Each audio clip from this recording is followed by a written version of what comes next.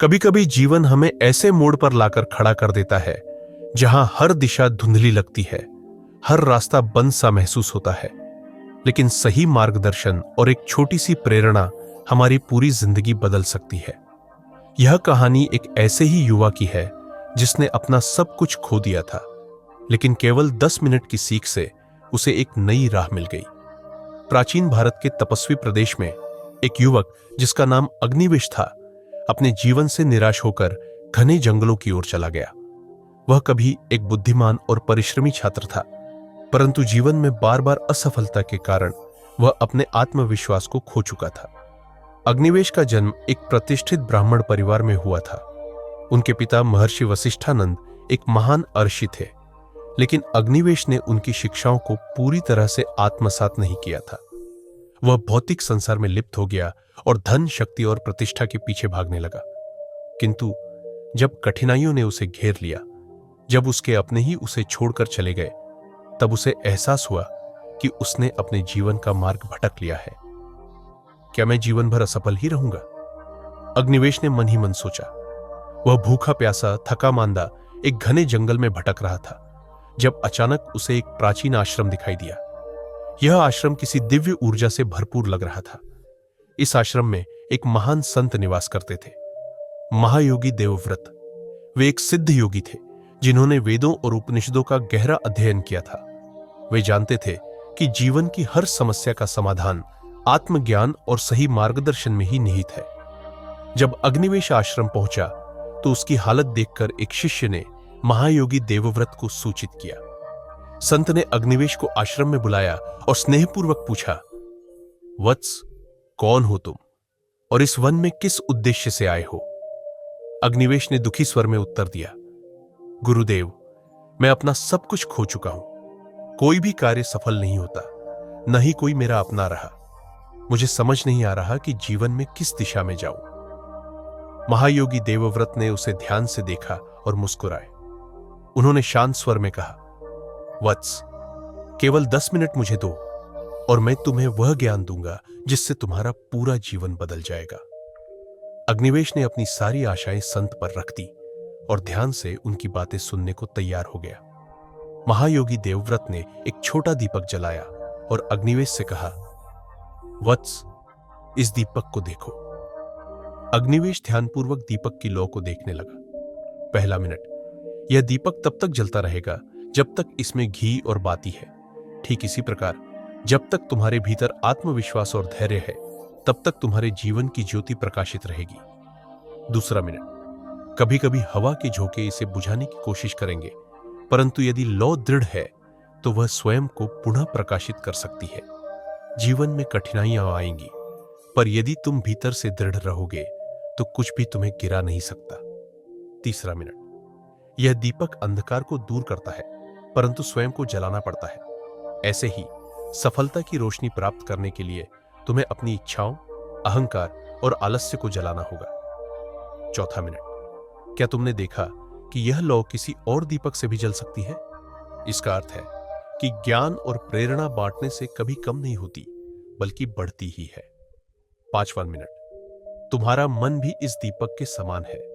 यदि उसमें नकारात्मक विचारों का तेल होगा तो वह केवल अंधकार ही फैलाएगा, इसलिए अपने विचारों को शुद्ध रखो। छठा मिनट, जैसे दीपक बिना बाती के नहीं जल सकता, वैसे ही मनुष्य बिना संकल्प के कुछ भी प्राप्त नहीं कर सकता। संकल्प ही जीवन की असली शक्ति है। सातवां मिनट, क्या तुम देख सकते हो कि यह लौ स्थिर है, क्योंकि इसे विश्वास है कि यह जलने के लिए ही बनी है। ऐसे ही तुम्हें अपने लक्ष्य पर स्थिर रहना होगा। आठवां मिनट, कभी कभी घी कम हो जाता है और लौ कमजोर पड़ने लगती है, तब उसे नया घी देना पड़ता है। ऐसे ही जब तुम्हारा आत्मविश्वास डगमगाए तो वेदों और उपनिषदों के ज्ञान से उसे पुनः जागृत करो। नवां मिनट, याद रखो, दीपक केवल अंधेरे में ही अपनी महत्ता सिद्ध करता है, जैसे कठिनाइयां ही तुम्हें महान बनने का अवसर देती है। 10वां मिनट, अब सोचो, यह दीपक जलता ही क्यों है? अग्निवेश कुछ क्षण सोचता रहा और फिर उत्तर दिया, क्योंकि यह अपना उद्देश्य जानता है। संत देवव्रत ने मुस्कुराते हुए कहा, यही जीवन का सबसे बड़ा रहस्य है वत्स।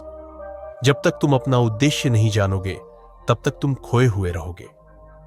महायोगी देवव्रत की इन बातों ने अग्निवेश के भीतर एक नई ऊर्जा जगा दी। उसने समझ लिया कि वह केवल बाहरी दुनिया को दोष दे रहा था, जबकि समस्या उसके भीतर ही थी। वह अब पहले से कहीं अधिक आत्मविश्वास से भर गया था। उसने संत देवव्रत के चरणों में प्रणाम किया और कहा, गुरुदेव, मैं अब समझ चुका हूं कि जीवन की हर कठिनाई हमें एक नई सीख देने के लिए आती है। मैं अब हार नहीं मानूंगा। इसके बाद अग्निवेश ने वेदों का अध्ययन किया, योग और ध्यान को अपनाया और धीरे धीरे एक महान शिक्षक बन गया। इस कहानी से हमें यह सीख मिलती है कि आत्मविश्वास और धैर्य जीवन की लौ को जलाए रखते हैं। संकल्प के बिना कुछ भी संभव नहीं है। हर कठिनाई हमें महान बनने का अवसर देती है। जीवन का सही उद्देश्य जानना ही सफलता की कुंजी है। यदि तुम जीवन में खोए हुए हो तो अपने भीतर झांको, तुम्हारी राह तुम्हारे ही भीतर है। चारों ओर की दुनिया हमें अक्सर यह एहसास दिलाती है कि लोग केवल अपने स्वार्थ के लिए साथ होते हैं। क्या सच में इस मतलबी दुनिया में कोई किसी का नहीं होता? यह सवाल हमें तब ज्यादा परेशान करता है जब हम किसी प्रियजन के व्यवहार से ठेस खाते हैं। इस कहानी में हम एक युवा व्यक्ति अनुराग की यात्रा का अनुसरण करेंगे, जो इस प्रश्न के उत्तर की खोज में निकलता है। उसकी यात्रा न केवल उसे दुनिया की सच्चाई से परिचित कराती है, बल्कि उसे अपने भीतर की ताकत और दूसरों के साथ जुड़ने के सही मायने भी सिखाती है। अनुराग एक होनहार और मेहनती युवक था, लेकिन उसे जीवन में बार बार असफलताओं का सामना करना पड़ता था। हर बार जब वह किसी मित्र या परिवार के सदस्य से मदद मांगता, तो या तो वे बहाने बना देते या उसे अनदेखा कर देते। वह सोचने लगा, क्या इस मतलबी दुनिया में कोई किसी का नहीं होता? एक दिन जब उसकी नौकरी छूट गई और उसके सबसे करीबी मित्र ने भी उसकी मदद करने से मना कर दिया, तो वह पूरी तरह टूट गया। हताशा और निराशा में डूबा अनुराग एकांत में रहने लगा। एक दिन जंगल की ओर भटकते हुए अनुराग की मुलाकात एक साधु से हुई। साधु का नाम स्वामी शांतानंद था। उनके चेहरे पर गहरा संतोष और आंखों में गहरी समझ थी। उन्होंने अनुराग से पूछा, वत्स, तुम इतने परेशान क्यों लगते हो? अनुराग ने कहा, स्वामी जी, इस मतलबी दुनिया में कोई किसी का नहीं होता। हर कोई केवल अपने फायदे के लिए ही साथ होता है। साधु मुस्कुराए और बोले, वत्स, अगर तुम सच जानना चाहते हो तो मेरे साथ कुछ समय बिताओ। मैं तुम्हें इस प्रश्न का उत्तर दूंगा। साधु ने अनुराग को एक नदी के किनारे ले जाकर कहा, इस नदी को देखो, ये सभी को पानी देती है। मनुष्य, पशु, पक्षी, बिना किसी भेदभाव के। क्या यह स्वार्थी है? अनुराग ने कहा, नहीं, यह तो सभी की प्यास बुझाती है। साधु बोले, ऐसे ही जीवन में भी लोग अपनी जरूरत के अनुसार व्यवहार करते हैं। यह मतलबीपन नहीं, बल्कि उनकी स्थिति का प्रतिबिंब है। अगर तुम इसे समझ लो तो तुम किसी के व्यवहार से आहत नहीं होगे। यह सुनकर अनुराग ने सोचा, शायद लोग मतलबी नहीं होते, बल्कि उनकी जरूरतें उन्हें ऐसा करने पर मजबूर करती हैं। साधु ने अनुराग को एक पहाड़ी पर चढ़ने का निर्देश दिया। पहाड़ी की चोटी पर पहुंचते पहुंचते अनुराग थक कर चूर हो गया। उसने शिकायत की, स्वामी जी, यह बहुत कठिन है। साधु बोले, वत्स, जीवन भी इस पहाड़ी की तरह है। अगर तुम दूसरों से उम्मीद लगाओगे कि वे तुम्हारी मदद करेंगे, तो तुम्हारी यात्रा और कठिन हो जाएगी। लेकिन अगर तुम अपनी ताकत पर भरोसा रखोगे, तो यह सफर आसान लगेगा। अनुराग को यह बात समझ में आने लगी। उसने महसूस किया कि उसकी तकलीफों का कारण दूसरों से उम्मीदें थीं। साधु ने अनुराग को एक गांव में भेजा, जहां लोग बहुत गरीब थे। अनुराग ने देखा कि गांव वाले खुद जरूरतमंद होने के बावजूद एक दूसरे की मदद कर रहे थे। उन्होंने अनुराग को भी भोजन और आश्रय दिया। अनुराग ने साधु से पूछा, स्वामी जी, ये लोग इतने गरीब होकर भी एक दूसरे की मदद कैसे कर रहे हैं? साधु बोले, वत्स, प्रेम और करुणा से बढ़ा कोई धर्म नहीं। जब तुम दूसरों के लिए कुछ करते हो, तो तुम खुद को मतलबी दुनिया से अलग कर लेते हो। प्रेम ही इस दुनिया की सबसे बड़ी ताकत है। साधु ने अनुराग को एक बीज दिया और कहा, इसे रोप दो और इसे बढ़ता हुआ देखो। अनुराग ने बीज को लगाया और उसकी देखभाल करने लगा। धीरे धीरे वह पौधा एक वृक्ष में बदल गया। इस प्रक्रिया ने उसे सिखाया कि जैसे बीज अपनी ताकत से वृक्ष बनता है, वैसे ही इंसान को भी आत्मनिर्भर बनना चाहिए। साधु ने कहा, वत्स, जब तुम आत्मनिर्भर बनोगे तो दूसरों से कोई उम्मीद नहीं रखोगे और तुम्हारा दुख कम हो जाएगा। सभी सबक सीखने के बाद अनुराग को जीवन का असली मतलब समझ में आ गया। उसने दूसरों के प्रति अपनी शिकायतें छोड़ दी और अपने जीवन को प्रेम, करुणा और आत्मनिर्भरता के आधार पर जीने लगा। उसने अपनी असफलताओं से सीख ली और एक नई शुरुआत की। धीरे धीरे वह सफल होने लगा और दूसरों की मदद करने के लिए प्रेरित हुआ। ये कहानी हमें सिखाती है कि इस दुनिया में लोग मतलबी नहीं बल्कि अपनी परिस्थितियों के अनुसार व्यवहार करते हैं। अगर हम अपनी अपेक्षाओं को छोड़ डचकर आत्मनिर्भर बने और प्रेम व करुणा के साथ जीवन जिए तो यह मतलबी दुनिया भी हमें खूबसूरत लगने लगेगी। क्या आपका भाग्य आपके हाथों में है या किस्मत की डोर किसी और के पास है? क्या आपने कभी सोचा है कि सिर्फ 4 परीक्षाएं पास करके आप अपनी किस्मत को पूरी तरह बदल सकते हैं?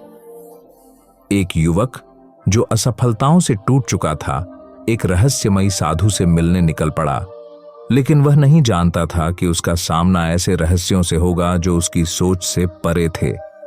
अगर आप भी जानना चाहते हैं भाग्य को बदलने के उन अद्भुत रहस्यों को, तो इस कहानी को अंत तक देखें, क्योंकि यह सिर्फ कहानी नहीं बल्कि आपकी जिंदगी को बदलने की चाबी है। घना जंगल था। पेड़ों की डालियों से छनकर आती सूरज की रोशनी धुंध में घुली हुई थी। पत्तों पर गिरती ओस की बूंदें किसी रहस्यमयी संगीत की तरह लग रही थीं। इसी जंगल के बीचों बीच एक सुनसान कुटिया थी, जिसके अंदर एक वृद्ध साधु ध्यान मग्न बैठे थे। उनकी आंखें बंद थीं, लेकिन चेहरे पर ऐसा तेज था जैसे वे सब कुछ देख रहे हों। यही साधु थे स्वामी रुद्रनाथ। कहते हैं कि जो भी उनके पास गया उसका भाग्य बदल गया, परंतु कैसे, यह कोई नहीं जानता था। कहानी शुरू होती है आरव से, एक युवक जो जीवन में असफलताओं से टूट चुका था। बार बार प्रयास करने के बावजूद उसे सफलता नहीं मिल रही थी। परिवार और मित्र भी अब उसे हतोत्साहित करने लगे थे। एक दिन गांव के बुजुर्ग ने उसे स्वामी रुद्रनाथ के बारे में बताया। अगर तुम्हें सच में अपने भाग्य को बदलना है तो स्वामी रुद्रनाथ के पास जाओ, बुजुर्ग ने कहा। आरव ने निर्णय लिया कि वह स्वामी रुद्रनाथ से मिलने जाएगा। वह घने जंगल में अकेला चल पड़ा। रास्ता कठिन था, कांटों और झादियों से भरा हुआ, लेकिन आरव का निश्चय अटल था। आखिरकार आरव स्वामी रुद्रनाथ की कुटिया तक पहुंच गया। कुटिया के बाहर एक पत्थर पर उकेरे गए रहस्यमयी चिन्ह उसे हैरान कर रहे थे। उसने कुटिया के दरवाजे पर दस्तक दी। अंदर से गंभीर आवाज आई, आओ, मैं तुम्हारा ही इंतजार कर रहा था। आरव हैरान था कि साधु को उसके आने का पहले से कैसे पता था। स्वामी रुद्रनाथ ने कहा, भाग्य बदलना आसान नहीं है, लेकिन असंभव भी नहीं। तुम्हें 4 कठिन परीक्षाओं से गुजरना होगा। क्या तुम तैयार हो? आरव ने दृढ़ता से कहा, मैं तैयार हूं। स्वामी रुद्रनाथ ने आरव को एक अंधेरी गुफा में भेजा, जहां एक भयानक नाग देवता का वास था। आरव का सांपों से डर था, परंतु उसने साहस जुटाया और गुफा में प्रवेश किया। गुफा के अंदर नाग देवता ने फुफकारते हुए कहा, तू यहां क्यों आया है? आरव ने साहसपूर्वक उत्तर दिया, मैं अपने भाग्य को बदलने आया हूं, डर को हराने आया हूं। नाग देवता मुस्कुराए और रास्ता दे दिया। यह देखकर आरव को समझ आया कि डर केवल एक भ्रम है। दूसरी परीक्षा थी लोभ पर काबू पाना। स्वामी रुद्रनाथ ने आरव को एक सुनसान द्वीप पर भेजा, जहां चारों ओर हीरे जवाहरात बिखरे थे। वहां एक आवाज आई, ये सब तुम्हारे हैं, बस यहीं रह जाओ। लेकिन आरव ने सोचा, अगर मैं यहीं रुक गया तो मेरा असली उद्देश्य अधूरा रह जाएगा। उसने किसी भी लालच में आए बिना आगे बढ़ने का निर्णय लिया। तभी द्वीप गायब हो गया और वह वापस कुटिया पहुंच गया। अंतिम परीक्षा थी आत्मविश्वास की। स्वामी रुद्रनाथ ने आरव को एक विशाल पहाड़ पर चढ़ने को कहा, जो असंभव सा लग रहा था। कई बार गिरा, चोट खाई, लेकिन उसने हार नहीं मानी। अंततः वह पहाड़ की चोटी पर पहुंच गया। वहां उसे एक दर्पण मिला। दर्पण में उसने स्वयं को देखा और एक आवाज आई, तुम्हारा भाग्य तुम्हारे ही हाथों में है। जो स्वयं पर विश्वास करता है वही विजेता बनता है। स्वामी रुद्रनाथ ने आरव से कहा, अब तुम्हें अंतिम परीक्षा देनी है। यह बीज लो और इसे बो। जब तक यह विशाल वृक्ष न बन जाए तब तक प्रतीक्षा करो। आरव ने वर्षों तक उस बीज की देखभाल की। बारिश, सूखा, आंधी तूफान सब सहा, लेकिन उसने धैर्य नहीं खोया। अंततः वह बीज एक विशाल वटवृक्ष बन गया। आरव ने सभी परीक्षाओं को सफलतापूर्वक पार कर लिया। स्वामी रुद्रनाथ ने मुस्कुराकर कहा, अब तुम्हें भाग्य बदलने का रहस्य पता चल गया है। डर पर विजय, लोभ पर नियंत्रण, आत्मविश्वास और धैर्य ही सफलता की कुंजी है। आरव ने धन्यवाद किया और अपने गांव लौट गया। वहां उसने कड़ी मेहनत और आत्मविश्वास से अपने जीवन को बदल डाला। उसका जीवन दूसरों के लिए प्रेरणा बन गया। कहानी का संदेश स्पष्ट था, भाग्य उन्हीं का बदलता है जो खुद को बदलने का साहस रखते हैं। अगर आपको हमारी ये कहानी पसंद आई हो तो कृपया हमारे चैनल को लाइक, शेयर और सब्सक्राइब जरूर करें। इससे हमें और अच्छे कंटेंट बनाने की प्रेरणा मिलेगी और आप कभी भी नई प्रेरणादायक कहानियां मिस नहीं करेंगे। धन्यवाद। अगर आप सोचते हैं कि हर समस्या का समाधान केवल ताकत या साधनों से होता है तो इस कहानी को जरूर सुनें। ये कहानी आपको दिखाएगी कि सही समय पर सही बुद्धि का उपयोग ही असली खेल है। आज हम आपको सुनाने जा रहे हैं एक ऐसी कहानी जो आपके दिल और दिमाग दोनों को छू जाएगी। इसे पूरा सुनिए, क्योंकि अंत में आपको ऐसी सीख मिलेगी जो आपके जीवन को बदल सकती है। अगर आपको हमारी कहानियां पसंद आती हैं तो अभी सब्सक्राइब करें और बेल आइकॉन दबाना न भूलें, ताकि हर नई कहानी की जानकारी सबसे पहले आपको मिले। तो चलिए शुरू करते हैं। एक बार की बात है, रेगिस्तान के किनारे बसा एक छोटा सा गांव था। वहां के लोग अपनी सादगी और शांत जीवन के लिए जाने जाते थे, लेकिन हाल ही में गांव में पानी की कमी के कारण जीवन कठिन हो गया था। इस गांव के पास ही एक प्राचीन मंदिर था, जहां एक ज्ञानी साधु धैर्यानंद तपस्या करते थे। एक दिन गांव में एक समस्या खद्दधी हो गई। गांव के मुख्य कुएं का पानी सूख गया था और गांव के लोग अपने दैनिक कार्यों के लिए पानी लाने के लिए बहुत दूर जाना पड़ रहता था। इस समस्या ने सभी को परेशान कर दिया था। गांव वालों ने मिलकर कुएं की मरम्मत करने की कोशिश की, लेकिन पानी नहीं आया। सभी निराश होकर धैर्यानंद के पास पहुंचे और बोले, धैर्यानंद, हमारे जीवन में यह कुआं बहुत महत्वपूर्ण है। कृपया हमें इस समस्या का समाधान बताइए। धैर्यानंद ने मुस्कुराते हुए कहा, हर समस्या का समाधान तुम्हारे अंदर छिपा है। अगर तुम सही सोच और प्रयास से काम करोगे तो समाधान जरूर मिलेगा। गांव वालों ने फिर से कोशिश की। उन्होंने कुएं की मिट्टी को गहराई तक खोदा और पानी की खोज की। उन्होंने सुझाव दिया कि यदि हम कुएं के चारों ओर एक और कुआं खोदें तो शायद पानी मिल जाएगा, लेकिन हर प्रयास असफल रहा। वे फिर से धैर्यानंद के पास गए और बोले, धैर्यानंद, हमने हर संभव प्रयास कर लिया, लेकिन पानी नहीं निकला। धैर्यानंद ने ध्यान से उनकी बात सुनी और बोले, क्या तुमने समस्या को किसी और दृष्टिकोण से देखने की कोशिश की है? गांव में एक 12 साल का बालक था जिसका नाम अर्जुन था। वह अपनी उत्सुकता और बुद्धिमानी के लिए जाना जाता था। उसने धैर्यानंद से पूछा, धैर्यानंद, क्या मैं इस समस्या का समाधान खोज सकता हूं? धैर्यानंद ने मुस्कुराते हुए कहा, बिल्कुल, लेकिन याद रखना कि सही बुद्धि का उपयोग ही सफलता का मार्ग है। अर्जुन ने कुएं के चारों ओर का निरीक्षण किया। उसने देखा कि कुएं के पास एक पुरानी दरार थी जिससे पानी रिसकर कहीं और चला जाता था। उसने गांव वालों से कहा, हमें पहले इस दरार को ठीक करना होगा और फिर कुएं को और गहराई तक खोदना होगा। गांव वालों ने अर्जुन की बात मानी। उन्होंने मिलकर दरार को बंद किया और फिर से गहराई तक खुदाई शुरू की। कुछ ही दिनों में पानी की धारा फूट पड़ी और कुआं फिर से भर गया। गांव वालों की खुशी का ठिकाना नहीं रहा। धैर्यानंद ने अर्जुन की तारीफ की और गांव वालों से कहा, सही सोच और दृढ़ प्रयास से ही हर समस्या का समाधान संभव है। याद रखें, बुद्धि का सही उपयोग ही असली ताकत है।